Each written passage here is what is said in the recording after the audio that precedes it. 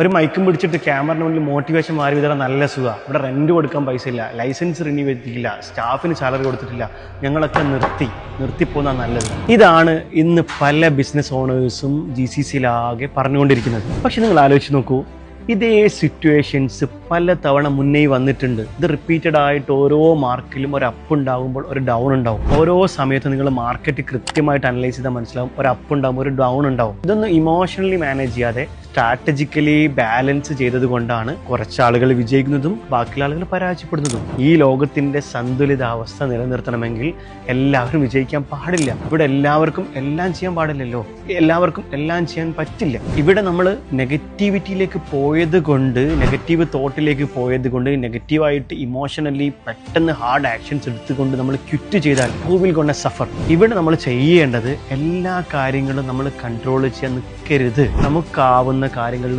മാത്രം കൺട്രോൾ ചെയ്യാൻ ശ്രമിക്കുക. ബാക്കി നമ്മൾ ഗോഡ് ഓൾമൈറ്റിക്ക് വിടേണ്ടി വരും.